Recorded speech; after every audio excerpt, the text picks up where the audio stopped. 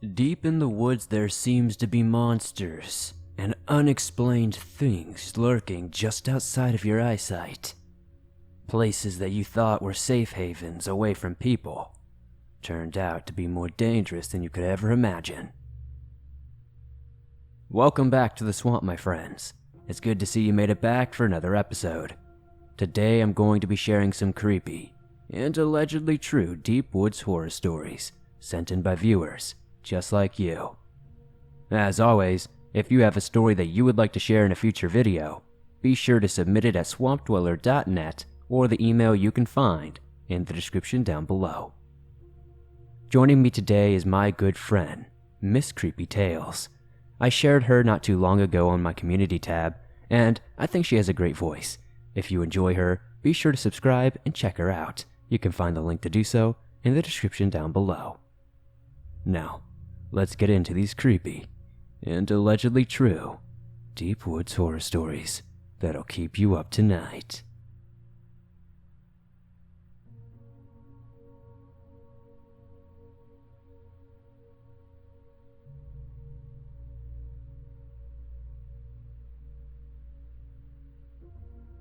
So, this is just some kind of background. I live in central Kentucky, in a very wooded area. Our school is in a clearing of woods, with woods on both sides, and a playground. If you venture about a half mile into the woods, there is a cave that most of the kids in my high school have explored. Okay, now to the story. It was close to around 10:30 p.m. Me and my friends decided that we would go to the playground, as it was just an outgoing hangout spot. We were talking for a while, when suddenly, I got chills and heard a scream. It sounded like it came from the direction of the cave. I turned to my friend, we'll call him A, and asked him if he heard it as well. He said he had, but he did not hear it very well, so he couldn't tell what it was.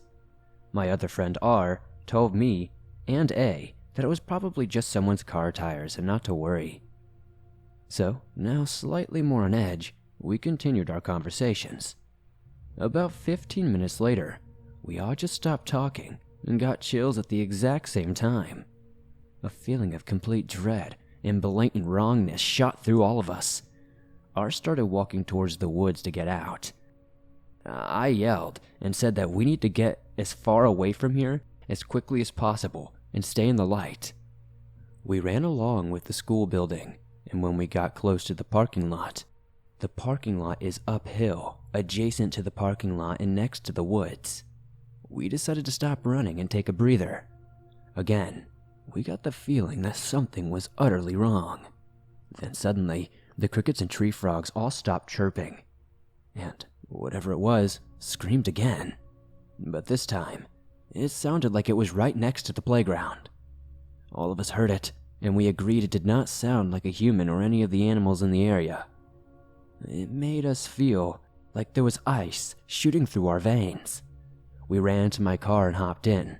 I locked the doors as soon as I could. I tried to start the car, and it did not want to start right away. I had to crank it once or twice. I've never had this issue before. Once the car started and we drove away, the school zone light outside the parking lot started flashing red. We drove anyway and made it into town, and the lights in the courthouse went out. We were very spooked and decided just to go to the house. I still do not know what it was we heard, but it set all of us on edge because of how the car acted and how the lights went out of nowhere. I think whatever that thing was manipulated all of that. Whatever it was up to no good.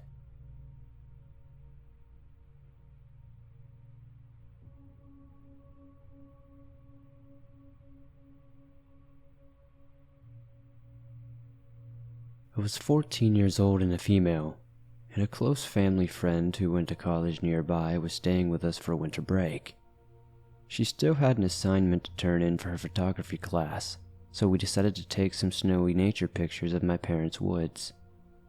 Our property is out in the country and is about 5 acres, shaped like a skinny line.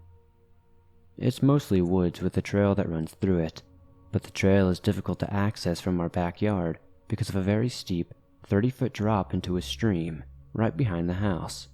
The house is at one end of the property, and you have to walk all 5 acres up by the road and around thick woods just to cross the stream and get to the trailhead on the other end of the property. Poorly designed, I know. So, we're in the thick of the woods near my house, and I'm just waiting for her to finish when I notice movement behind a tree nearby. It's the dead of winter, so anything that isn't a bare tree, mud, or snow really catches your eye. And what I saw was a bright blue jacket poking out. It was about 10 feet behind Blue Guy. I see either a youth or a very short man standing and staring at us. We can't see their faces very well because they were all bundled up to the max with hats and scarves. But Blue Dude was definitely a grown man. I get my friend's attention, and we call out the classic horror movie, "Hello?" Unsurprisingly, we receive no reply. We're both already paranoid people, so we look at each other and silently agree to get out of there. We started walking away, and Blue Bud and company abandon their hideaway trees and follow us. We don't have cell reception out there, of course, and it's dumb because geographically we were close to my house. But between the thickness of the underbrush, low trees, and the cliff into the freezing water, our only option was to walk the 5 acres of path in the opposite direction of my house, to then reach the road and walk another 5 acres back. Realizing that we were actually being followed, we start to run. Surprise, Bluetooth, Blue Jacket Man, and Short Stuff, the short guy, run after us. I have asthma that's, at the moment, being exacerbated by both exercise and anxiety. Feeling certain that we would be murdered and our families would never know what happened to us, I started having either a panic attack or an asthma attack or maybe even both. I keep looking back to see how much distance was closing in between us. We had a head start, but they were undoubtedly faster, getting within maybe 30 or 40 feet of us. Eventually, I look back and notice the Stuart Little guy had disappeared, which makes me panic even more. It's like when you see a spider on your bed and lose it. You know it's still there, but you don't know where. I was terrified that he was on the trail somewhere, or maybe knew of something that I wouldn't. Maybe he knew of a shortcut that would let him go through the thick of the woods and pop out as we circled back to the house. If you've ever had a dream where you're terrified but you can't scream or move, that's what this felt like. My legs felt like lead, especially running in the snow with snow boots and a snowsuit. My airway was closing up. I honestly don't know how I made it to the road, but I did.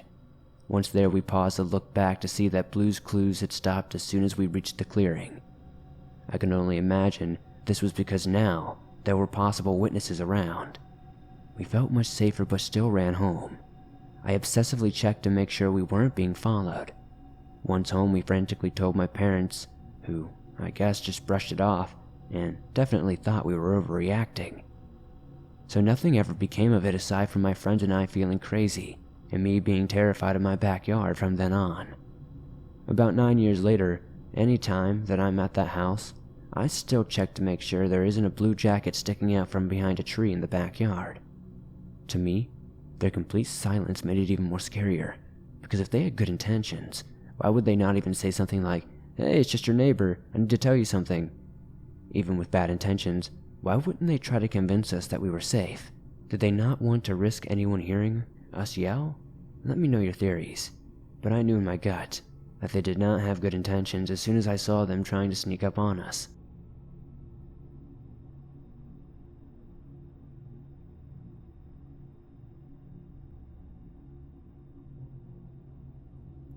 I moved from Idaho to Alaska about 2 months ago, and I already have experienced something I never thought I would ever experience. After taking a week to recover from a 5-day trek across Canada on the Alaska Highway, I had decided I was going to get out and explore the wilderness of my new home state and try to catch a glimpse of the wildlife such as moose and bears. The house I am renting is on the outskirts of the nearest town, so I basically live right in the middle of the forest and have access to miles of dense woods. I still don't know what I had been thinking when I decided to go into the woods without anything but my phone, which at that time didn't get service in Alaska, and some earbuds. I began by running at a medium pace into the woods, hopping over bushes and branches while jamming out to some shaky graves. I had probably gone through about 5 songs when my shoelace got hooked on a fallen tree and I was thrown to the ground face first. I immediately got back up, swore out of irritation, and began to put my earbuds back in. When I realized I had no idea where I was. At some point, I had lost my sense of direction and had only but a faint idea as to which direction I had come from. I started to run the way I thought I had come from when I began to panic and second-guess myself when I realized I should have come out into my backyard ages ago. I didn't want to panic because I knew that it would make everything worse if I did, and I started to try and pinpoint the right direction. Of course, I eventually realized that I was hopelessly and utterly lost without the slightest indication of which way would bring me to some sort of civilization. After a few brief moments of cursing and groaning, I decided to follow my gut and go into the direction I thought would possibly lead me home. I started running at full speed, hoping to break the tree line in a matter of minutes, when something on the ground caught my eye. It was a backpack. I stopped instantly and looked around for a person or a campsite, but there was nothing I could see from the spot I was at, which was situated at the bottom of a small hill. The bag looked as if it had been abandoned for a few days at least, but was slightly damp from the rain earlier that morning. I kneeled down and picked the bag up, resting it against my knees. It had a heavy weight to it when I moved it, so I knew that there was something inside. Looking back now, I remember the dark feeling I had got in my chest right before I had unzipped the main part of the backpack. Inside there were bags of what I immediately knew was an assortment of illegal drugs and items used to administer them. I quickly stood up and took a step back. I had such a powerful feeling of dread that I felt like I was in imminent danger. I just wanted to get out of there and find my way home, so I started to run again up to the top of the hill. I was hit with a wave of excitement when I saw a house at the bottom that was buried in the trees. I had begun to make a start for it when something in my head told me to stop. The thought entered my mind that what I had just discovered was awfully close to this house. I wanted so badly to be out of the woods and find some sort of civilization, but something told me that it wasn't safe. I ran away from the house along the tree line, hoping that I would possibly stumble upon another house. After 10 to 15 minutes, I stumbled into a neighborhood of sorts and asked a man working in his yard for directions. He was kind enough to drive me home and assure me that everybody gets lost in Alaska at some point. As soon as I got home, I showered and chugged some water, and then immediately called the police to report what I had seen. However, due to the fact that I had no idea where I was, and I couldn't tell them where to find the drugs or where the house was, so my report was basically useless. I just would have felt guilty if I hadn't at least said something. I've driven all over the area, down different roads trying to find the house, but I never have. It's probably for the best though, because I don't want to get caught up in something that I shouldn't be. I'm glad I had listened to my gut and kept running from that house, because people in possession of such a large amount of illegal drugs can be extremely dangerous.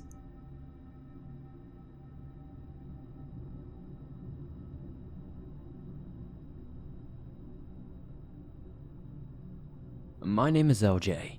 The story I'm writing to you is completely real. I was 17 years old. My best friend Steven was 18. We went camping in Traverse City, Michigan, a place we spent most of our lives growing up. We both were experienced campers and had hunted from a fairly early age. Steven and I had taken his car and both brought tents. We did not drink or take any drugs. It was not our scene.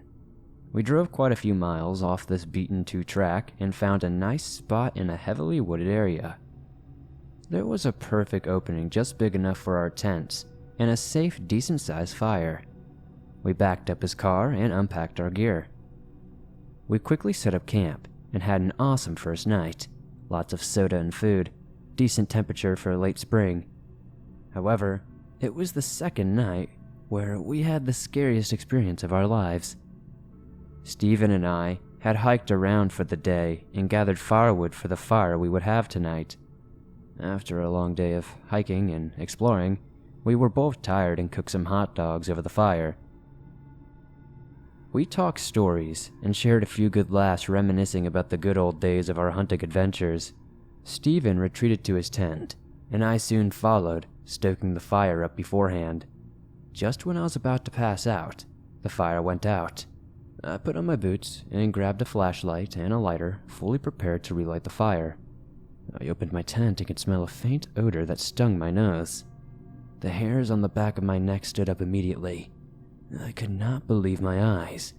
Laying on the fire was a carcass of a deer, ripped up in the middle and covered in deep claw marks and bite marks. It looked like something from a horror movie. I called out to my best friend. Steven came out of his tent groggily and was greeted by the shock on my face and the stench and the ungodly sight of the deer. He grabbed his sidearm and we rushed to his car. We turned it on and turned on his lights. The horror of what I saw consumed me. About 150 feet in front of the car stood a figure roughly 7.5 feet tall. Its body was wiry and dark. It had scraggly, long, shaggy hair. Its eyes glowed a deep yellow and its teeth were needle-like and sharp. It had antlers extending from its hair. It looked like some sort of horror amalgamation. Shell-shocked by what I saw, Steven pulled his .45 out and shot 7 rounds into this creature. It howled the most blood-curdling scream I have ever heard. Then it smiled, revealing a wicked grin with needle-like teeth. It started walking towards us. With every step, its eyes glowed a deeper, more entrancing yellow. With every round hitting it, I saw black puffs come off of it. Steven was petrified. He threw the gun in the car, and we sped off like bats out of hell. We locked ourselves in his room, back to back, each with loaded rifles. I did not go back in the woods for months. Steven went back the next morning with his rifle. I honestly begged him not to. I went home and did not leave for at least a week. He said when he went back, our tents had been destroyed, and the deer carcass was dragged deep into the wilderness. Eventually the drag marks just disappeared, and there was nothing to track anymore. Steven refuses to talk about that night. I never go into the woods without at least my knife and a firearm. I never have been so scared in my life.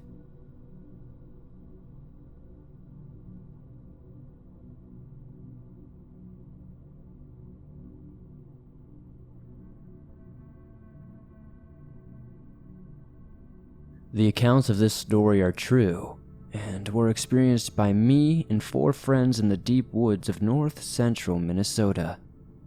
In June of 2017, 4 friends and I decided to take a trip to northern Minnesota for a week. We had Airbnbs, a cabin on a lake far away from the other cabins, as we wanted to get away from people and just enjoy our vacation. This event is like something straight out of a cabin in the woods kind of story. The nearest town was about 15 miles away and had a population of around 130 people. There was a holiday gas station that sold some groceries and lots of fishing gear and beer. Being 23 years old, we all loaded up on beer and cheap hot dogs. The cabin was alright, and there were some creepy aspects about it. In the living room, there were troll dolls under glass which immediately gave me the creeps, as it would for most people. The first day was fine. We grilled, drank, and smoked cigars like we were kings. Day 2, we went to a bigger city and bought lots of actual groceries for the week. The night of day 2, though, some sketchy, creepy things started to happen. My friend and his girlfriend had gone to bed, and us 3 remaining friends decided to stay up for a bit. Around 11 p.m., we had started to hear what sounded like a woman laughing outside in the backyard of the cabin. This was spooky, but being on a lake, sound can travel a long way, so I didn't let it bother me too much. It was when we started seeing what looked like lights in the woods that I started to lose my cool. Now, I am certain we were the only ones on that side of the lake, and this cabin was down a trail that led from the main road to the cabin. This trail was probably no shorter than 1/4 of a mile, or maybe even longer. It had a real spooky looking cabin full of boxes and bicycles along the trail as well. So, we knew that there is no way that anyone was over on our side of the lake. The next thing we knew, the laughing turned to what sounded like muffled words spoken by a woman who smoked for 40 years. That got all 3 of us spooked enough that we were becoming a little panicked, as the van we drove was a 2-wheel drive, and it had been raining all day and night. The trail had a steep grade leading down to the cabin, and I knew this thing would not make it up the hill, even if we had to make a run for it. Now, I'm not scared easily. I've been camping and hiking in northern Minnesota since I was a young boy. I can handle myself in the woods, but this was not just some bear or wolf in the woods. This was something that I've never heard before. At this point, it was probably 1 in the morning. We had our eyes glued to the windows that overlooked the lake. The moon had come out after the rain had stopped, so there was this eerie glow that gave the pines an eerie look. My friend and I were looking outside. The other friend was so freaked out he was basically laying on the couch with his eyes closed. We heard what sounded like a kayak being tipped over, and I quickly flipped on what I thought was the outside porch light, but was really just the light for the living room. With the lights off in the living room, we had a much better view of outside, and I saw what I can only describe as an 8 to 12 foot tall, lanky black figure with unnaturally long arms walking across the yard against the backdrop of the moonlit lake. Without even thinking, I flipped the living room light on, and my friend who was looking outside with me said, "Turn the light off." So I did, and I asked him, "Dude, please tell me you did not see what I think I saw." He said he saw it, and we immediately started swearing and shaking. Not just shivering shaking, but proper trembling. My friend quickly ran to his bag and grabbed his 9mm that he has. I believe he has a concealed carry for it, not that it matters for the story anyway. If this thing comes after us, I'm going to shoot it. At that point, I only had a knife which I had a death grip on. I started to become angry, as you know, this was a vacation. We came here to have fun and just to enjoy life. I remember telling my friends, if this thing is going to come after us, I'd rather see it coming and face it than stay hiding in the cabin just waiting for something to happen. I went out to the front porch with my knife in my hand and a flashlight. I made a quick scan of the tree line and saw nothing. Soon, both of my friends that were awake joined me on the deck. We had no cell phone reception up there. The Wi-Fi barely worked, so if we needed to call someone, we had to stand in the corner of the deck and maybe, just maybe, we could get a text message sent in less than a minute. So, that is what we did. We took turns sending messages to people we knew, saying that some not-so-cool things were happening, and that we would be coming back in the morning, which was an 8-hour drive. So until the sun started to rise, we chain-smoked cigarettes standing on the deck, basically back to back, just waiting for what we thought was the Wendigo to come get us. Now, I know this was long and may not exactly sound believable, but trust me, for those of us who were there, we have not forgotten that night. We were 20-something-year-old guys that loved each other and would never forget that night. To this day, it is the scariest thing that has ever happened to any of us. We all agreed we would never, ever go back to that part of Minnesota. Now, to all who say this is just a story, I must tell you this. I will be the first to announce any ghost story. I am not religious, and I do not believe anything that goes bump in the night. But I know what I saw, and I cannot explain it.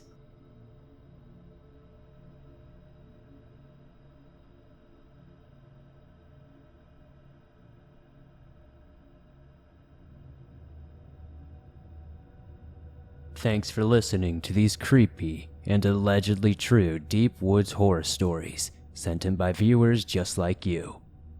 As always, if you have a story that you would like to share in a future video, whether it's a deep woods story or something else, please be sure to submit it at swampdweller.net or the email you can find in the description down below.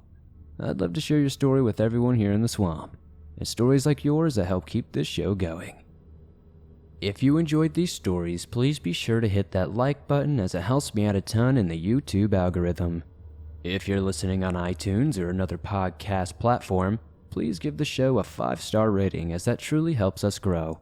It's really appreciated. If you guys would like to support the channel outside of hitting that like button and subscribing, maybe check out the merch store.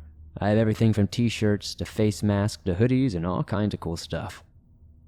If you guys are not aware and don't have YouTube Premium, you can download and bring your favorite Swamp Dweller scary stories with you everywhere you go.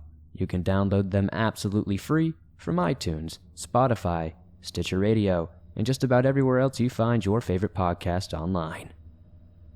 Much thanks and appreciation to my friend Miss Creepy Tales who helped me read story number 3. If you enjoyed her voice and want to find more scary stories to keep you up at night, please check out her channel. You can find the link to do so in the top of the description down below. I truly think she deserves more subscribers and more viewership. She has a great unique voice that I don't think you hear too much in horror, and we can always use more diverse, eclectic voices in the community. Anyways, thank you guys so much for supporting the swamp the way you do. And I'll see you guys soon with another creepy video.